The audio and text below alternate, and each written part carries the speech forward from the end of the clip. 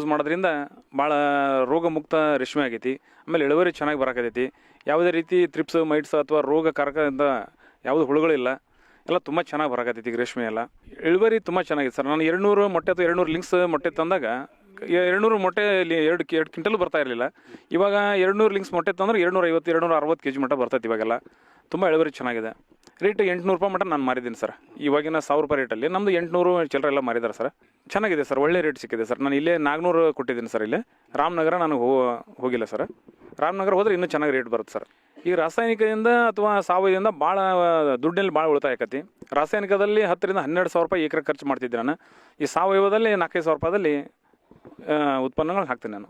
ಇಡೀ ನಮ್ಮ ಹಾವೇರಿ ಜಿಲ್ಲೆ ಅನೇಕ ಬೆಳೆಗಳಲ್ಲಿ ಒಂದು ವಿಶೇಷತೆ ಹೊಂದಿದೆ. ಈ ಹಿಂದೆ BT ಕಾಟನ್ ಇರ್ಬೋದು, ಗ್ರೀನ್ ಚಿಲ್ಲಿ ಇರ್ಬೋದು, ಅವನ್ನೆಲ್ಲ ಉತ್ತಮವಾಗಿ ಬೆಳೆದು ಆರ್ಥಿಕವಾಗಿ ಭದ್ರರಾಗಿ ಎಲ್ಲ ಇಡೀ ಒಂದು ವಿಶ್ವದಾದ್ಯಂತ ಹೆಸರು ಮಾಡಿರ್ತಕ್ಕಂಥ ಹಾವೇರಿ ಜಿಲ್ಲೆ ಇದೀಗ ಉತ್ತರ ಕರ್ನಾಟಕದ ಜಿಲ್ಲೆಗಳಲ್ಲಿ ಅತಿ ಹೆಚ್ಚು ರೇಷ್ಮೆ ಬೆಳೆ ಇರ್ತಕ್ಕಂಥ ಯಾವುದಾದ್ರು ಜಿಲ್ಲೆ ಐತಪ್ಪ ಅಂತಂದ್ರೆ ಅದು ಹಾವೇರಿ ಜಿಲ್ಲೆ. ಇಲ್ಲಿ ಅಂದ್ರೆ 3,500 ಹೆಕ್ಟರ್ 8,500 ಎಕರೆ ಇಡೀ ನಮ್ಮ ಜಿಲ್ಲೆಯೊಳಗೈತಿ.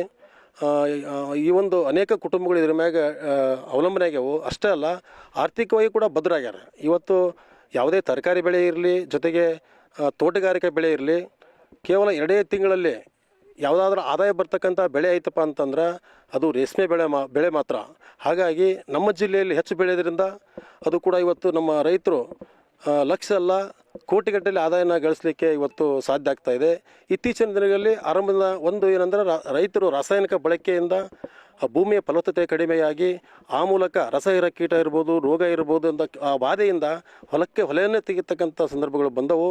ಅದರಲ್ಲಿ ವಿಶೇಷವಾಗಿ ನಮ್ಮ ಶ್ರೀಕಾಂತ್ ಅಂತ ರೈತರವರು ಅದರ ಒಂದು ಗಮನ ಹರಿಸಿ ಆದಷ್ಟು ರಾಸಾಯನಿಕನ ಒಂದು ಬಹಿಷ್ಕರಿಸಿ ಇವತ್ತು ತಿಪ್ಪೆ ಗೊಬ್ಬರ ಇರ್ಬೋದು, ಕೋಳಿ ಗೊಬ್ಬರ ಇರ್ಬೋದು, ಅದನ್ನೇ ಡೆಮಾಲಿಸ್ ಮಾಡ್ತಕ್ಕಂಥ ಪರಿಸ್ಥಿತಿ ಇತ್ತು. ನಾವು ಆರಂಭಕ್ಕೆ ಭೇಟಿಯಾದಾಗ ಅವೆಲ್ಲನ್ನ ಆರಂಭಕ್ಕೆ ಭೂಮಿಗೆ ಹಾಕಿ ಮತ್ತು ಡ್ರಂಚ್ ಮಾಡೋದ್ರ ಮೂಲಕ ಇವತ್ತು ರೋಗ ಮುಕ್ತವಾಗಿ, ಕೀಟ ಮುಕ್ತವಾಗಿ ಹಚ್ಚ ಹಸಿರಾಗಿರ್ತಕ್ಕಂಥ ಸುಂದರವಾಗಿರ್ತಕ್ಕಂಥ ತೋಟವನ್ನು ಇವತ್ತು ಬೆಳೆದಿದ್ದಾರೆ. ಮತ್ತು 1ನೇ ಕಟಾವಿಗೆ ಅವರು ಉತ್ತಮ ಗುಣಮಟ್ಟದ ಇಳುವರಿಯನ್ನು ಕೂಡ ಮತ್ತು ಆರ್ಥಿಕವಾಗಿ 1,10,000 ರೂಪಾಯಿನ ಹೆಚ್ಚಿನ ಆದಾಯನ ಪಡೆದಿದ್ದಾರೆ. ಅವರು ಕಳೆದ ಒಂದು ಕಟಾವಿಗೆ ಹೋಲಿಕೆ ಮಾಡಿದ್ರೆ ತಾವೆಲ್ಲ ನೋಡ್ಬೋದು. ಇಲ್ಲಿ ಹಚ್ಚ ಹಸಿರಿರ್ತಕ್ಕಂಥ ಸುಂದರವಾಗಿರ್ತಕ್ಕಂಥ ಬೆಳೆವನ್ನು ಉಷ್ಣಾಂಶ ಹೆಚ್ಚಾದಾಗ ಖಂಡಿತವಾಗ್ಲೂ ಈ ಒಂದು ಬೆಳೆಯಲ್ಲಿ ರಸಹೀರ ಕೀಟ ಬಾಧೆ ಹೆಚ್ಚಾಕೈತಿ. ಈ ಉಷ್ಣಾಂಶ ಹೆಚ್ಚಾದರೂ ಕೂಡ ಇದು ಯಾವುದೇ ಇರತಕ್ಕಂಥ ರೋಗ ಇರದೇ ಇರೋದನ್ನು ನೋಡ್ಬೋದು. ಇವ್ರು ಮಾಡಿರ್ತಕ್ಕಂಥ ಈ ಒಂದು ವಿಧಾನ ಇಡೀ ರೇಷ್ಮೆ ಬೆಳೆಗಾರರಿಗೆ ಬರೀ ಹಾವೇರಿ ಜಿಲ್ಲೆ ಮಾತ್ರ ಅಲ್ಲ, ವಿಶ್ವಕ್ಕೆ ಮಾದರಿಯಾಗಿರ್ತಕ್ಕಂಥ ರಾಮನಗರ ಜಿಲ್ಲೆ ಇವತ್ತು ಗೂಡಿಗೆ.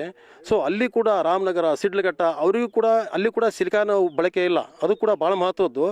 ಒಂದು ವಿಶೇಷ ಏನಪ್ಪ ಅಂತಂದ್ರೆ ಇಡೀ ರಾಜ್ಯ ಭಾರತದೊಳಗನ ಕರ್ನಾಟಕ ರಾಜ್ಯ ಪ್ರಥಮ ಸ್ಥಾನದಲ್ಲಿದೆ.